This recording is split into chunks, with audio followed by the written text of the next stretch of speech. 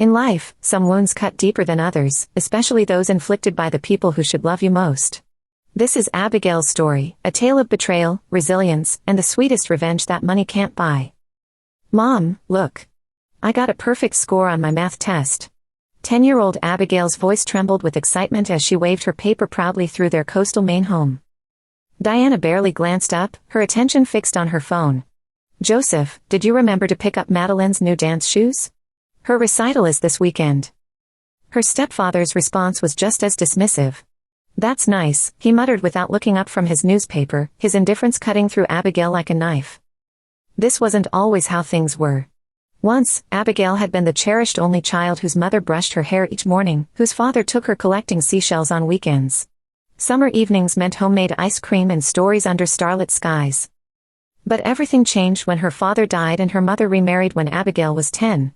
Joseph brought his precious daughter Madeline into their home, and suddenly, Abigail became invisible in what was once her sanctuary. The house had transformed, Madeline's dance trophies dominated every shelf, her photos plastered every wall. Abigail's belongings were gradually moved to the smallest bedroom, her father's art books relegated to the dusty attic. Any accomplishment of hers was met with indifference, while Madeline's smallest achievements warranted celebration. Abigail is the independent one, Diana would tell visitors with a dismissive wave. But being labeled independent was just an excuse to withhold love. At 13, Abigail found solace at Harriet's antique shop. The elderly owner was the first person who recognized her worth. You have a special eye, dear. You see value where others miss it, Harriet told her, squeezing her hand, the first genuine connection Abigail had felt since her father died. Every day after school, she'd lose herself in the shop's treasures, learning to identify period pieces and authentic craftsmanship. At home, she'd silently complete homework at her cramped desk. No one ever asked about her day. Madeline's life was different. She never worked, never tidied her room, and certainly never worried about grades or responsibilities. When Madeline posted dance videos, Diana and Joseph would film, edit, and celebrate each one. For Abigail's perfect SAT score, Diana merely muttered, "That's fine," while ordering Madeline's favorite takeout because she needed energy for her social media followers. During senior year, Abigail applied to 12 colleges without telling anyone. She wrote essays during lunch breaks at the antique shop, with Harriet reviewing each one. Write from your soul, Harriet advised, her weathered eyes seeing more than she said. Abigail secured her own recommendation letters, completed financial aid forms, and mastered the FAFSA process entirely alone. Expecting no help from her family, she applied for every scholarship available, saving every penny from her job for application fees and a bus ticket to an interview in Boston. One spring afternoon, while cataloging Victorian silverware, Abigail received an email. She'd been accepted to Columbia University with a full scholarship. Her hands trembled as Harriet hugged her fiercely, tears streaming down both their faces. For once, someone was genuinely proud of her achievements. That night, she showed the acceptance letter to her mother, who barely glanced at it before setting it aside. That's nice, but keep it down. Madeline's filming a new video, Diana dismissed, immediately returning to her phone. Abigail silently folded the letter and retreated upstairs while Madeline laughed about her growing follower count and new designer clothes Diana had purchased. Weeks later, the family threw a party because Madeline reached 10,000 social media followers. Joseph bought her a new camera with a plaque reading, "Our Family Star." Abigail glanced at the selfie-filled profile, then at her essay described as extraordinary by a Columbia professor, now hidden in her drawer.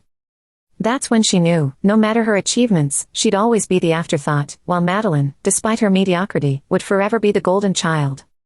But now, Abigail had her ticket out, and she silently vowed to become someone they could never ignore again.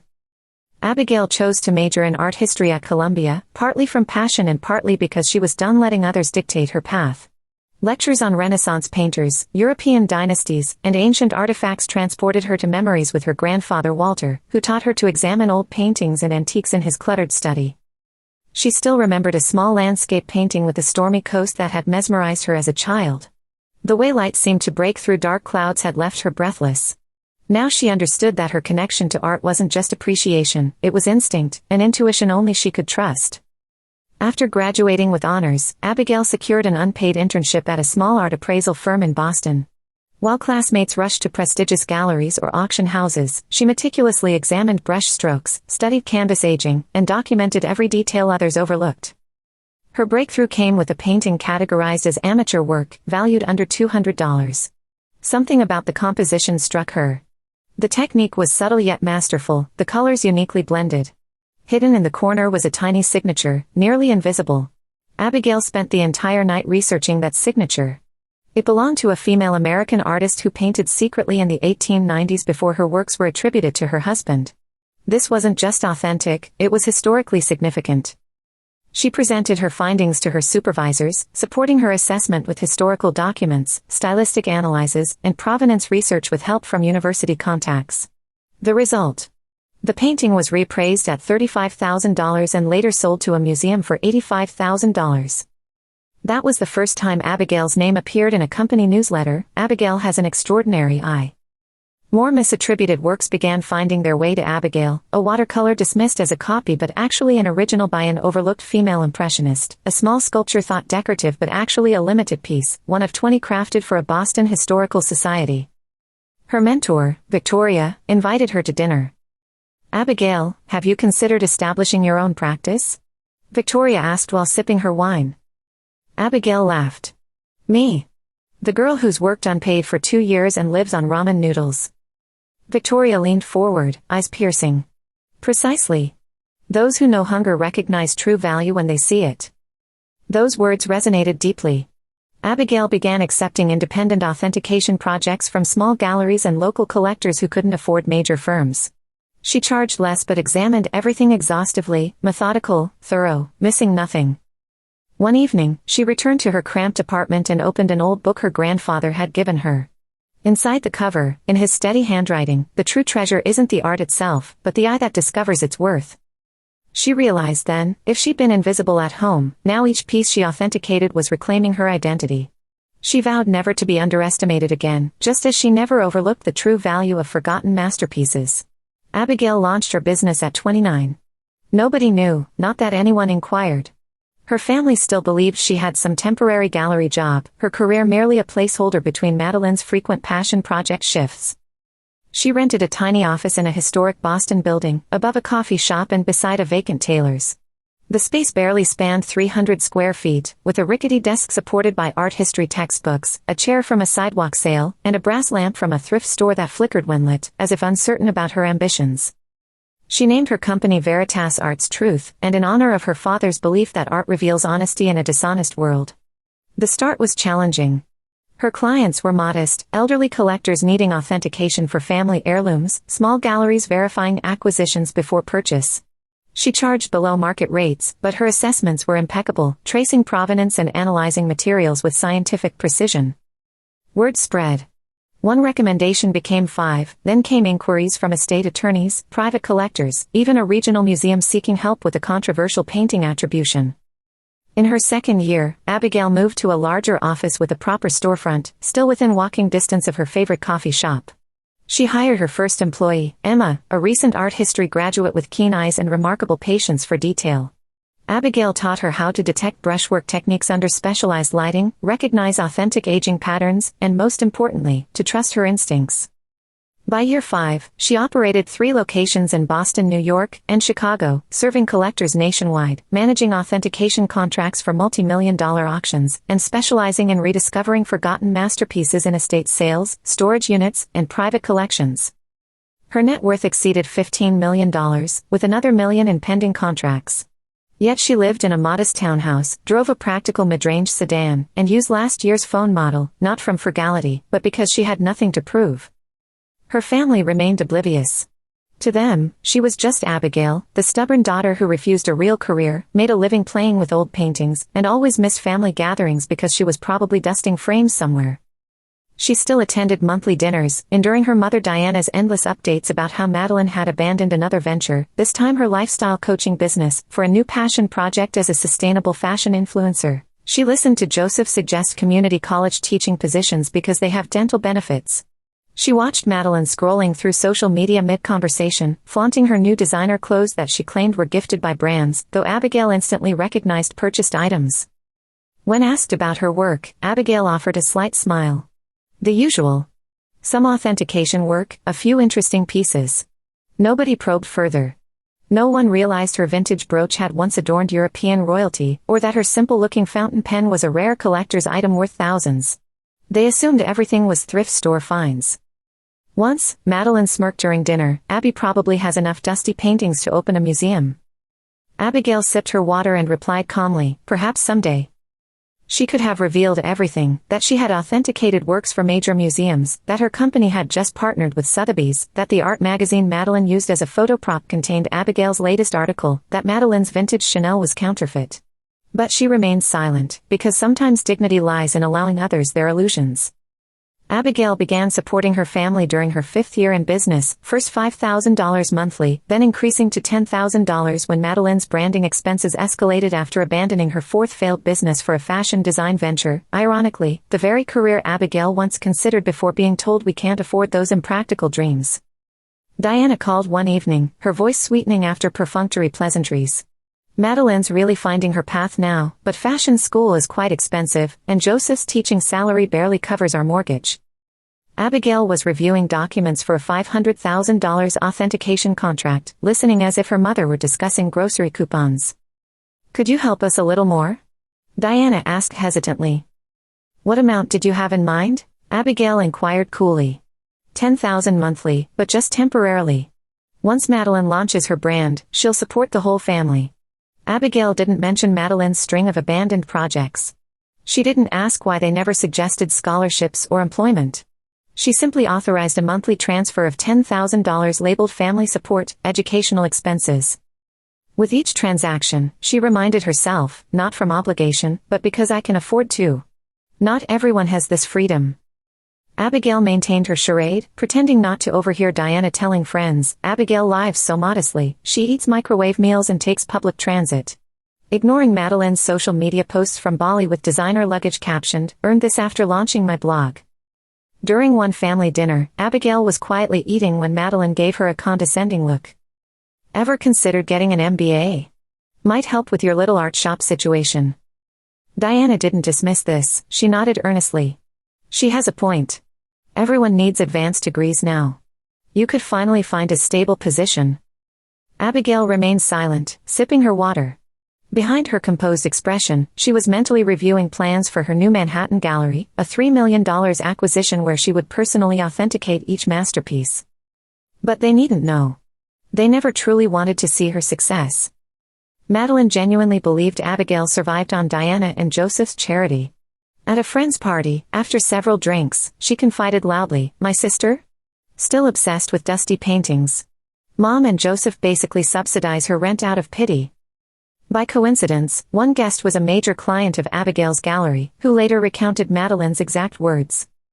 Abigail responded with a hollow laugh, not from hurt or rage, but from the strange emptiness of standing at the summit, looking down at family members who refused to climb yet demanded she carry them up.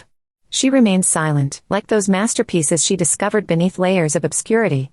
Sometimes silence preserves the most valuable things. Everything shifted when Madeline purchased a new Tesla Model X. She flaunted it online with the caption, "Investing in myself after a successful quarter. Manifestation is real." That vehicle, Abigail knew, cost nearly $120,000, and no struggling fashion entrepreneur could afford it without substantial backing. That evening, Diana called, voice brimming with pride. "Did you see Madeline's new car?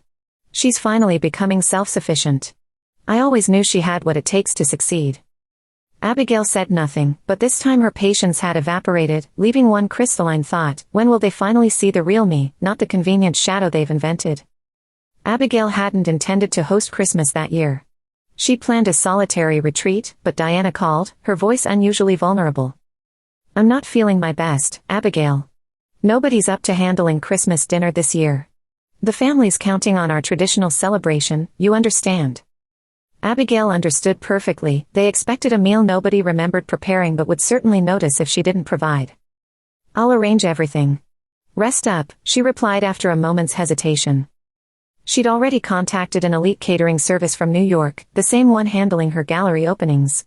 They specialized in exclusive dinners for collectors and curators, creating culinary masterpieces where presentation rivaled flavor. She covered all expenses with her corporate account. Christmas morning, Abigail arrived first. The catering team appeared an hour later with professional equipment, silver serviceware, and a renowned table designer. Madeline noticed them and whispered loudly to Diana, "Isn't this excessive? She's clearly trying to impress someone." Abigail offered a faint smile. Impress? She had nothing to prove. She simply wanted one genuine celebration, no overcooked ham, no lumpy potatoes, no desserts that tasted like preservatives. Dinner commenced perfectly. The house filled with extended family, grandfather Walter, aunts, uncles, cousins, and naturally, Madeline with her latest boyfriend, all marveling at each exquisite course. Mid-dinner, Abigail discreetly slipped upstairs to check on a live auction in Paris. A significant client was bidding on a rare Picasso sketch, and she couldn't risk missing it. She opened her tablet, launched her authentication platform, and monitored the bidding while communicating with her associate through her earpiece. Suddenly Madeline entered without knocking. "Do you have a charger?" "My phone's dead," she demanded, already fixating on Abigail's illuminated screen where valuations and figures were clearly visible. Her expression shifted from surprise to calculation as she smirked. "Mind if I show everyone what your little art hobby actually looks like?" Before Abigail could react, Madeline snatched the tablet and strode directly to the dining room. "Everyone, check out what Abigail's doing during Christmas dinner," she announced as Abigail rushed after her. Madeline displayed the screen for all to see. Open windows revealed a bank balance of $15.3 million, a pending $500,000 authentication contract, and the latest quarterly report showing company earnings exceeding $5 million. Complete silence fell. The kind where you could hear breathing across the room. Diana broke it with nervous laughter. "Abigail must be helping a client with paperwork, right dear?" Abigail inhaled deeply, squared her shoulders, and stepped into the center of the room. "No, Mom. That's my contract. I'm the founder and CEO of Veritas Arts. My company operates galleries in 3 major cities, specializing in fine art authentication and acquisition. Everything you see is real." A glass toppled. Grandfather Walter's eyes widened in astonishment. Joseph slumped back, visibly stunned. Madeline clutched the table, her voice breaking. You're worth millions and never said anything? Mom and Joseph are drowning in debt because of me. I'm still launching my brand." Abigail faced Diana calmly. "I've been transferring $10,000 monthly for over 2 years. Did you never question where it came from?" Diana paled. Joseph flushed crimson. Madeline began sobbing. "I deserve to know," she cried, trembling. "I'm your sister. Family shares everything." Abigail surveyed them all, those who had consistently dismissed her, belittled her achievements, looked down on her work, while living lavishly on her hard-earned success.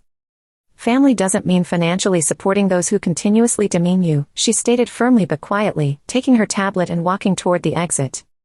Behind her, voices shouted about family obligations, but she continued walking.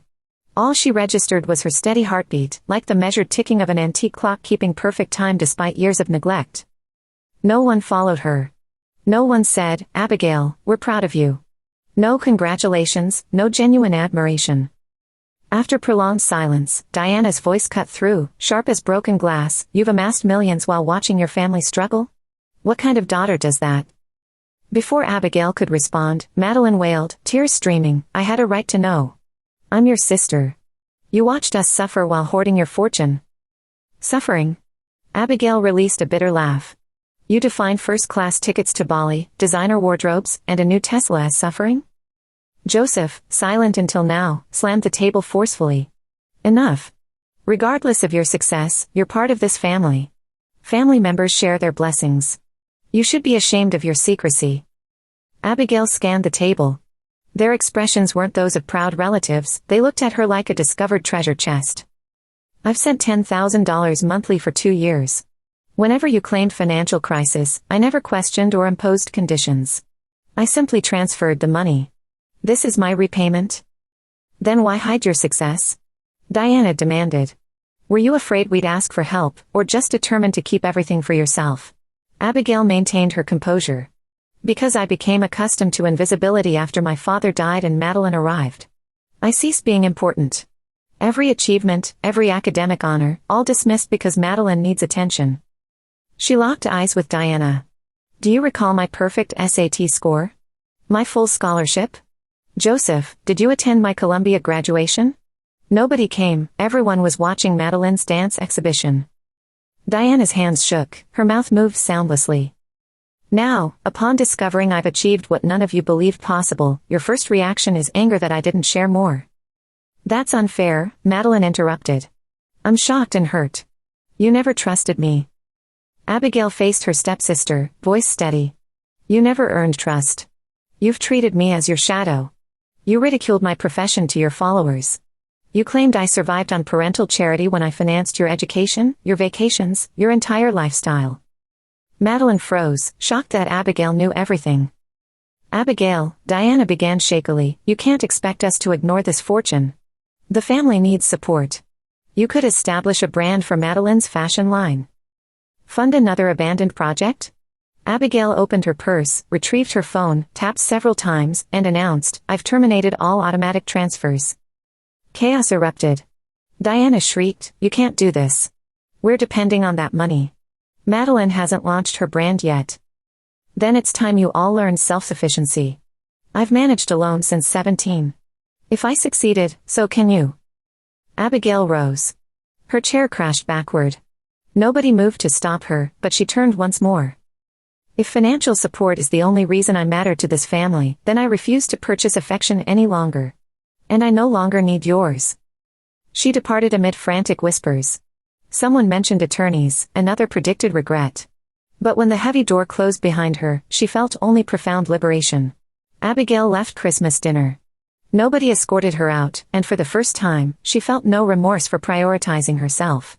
That night in her townhouse, her phone vibrated incessantly, as if someone were repeatedly calling.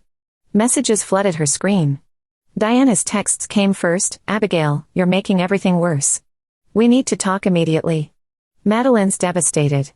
Can't you understand she's losing hope? Family means returning, not abandoning. Then Joseph, his tone cold and calculated, I don't recognize who you've become.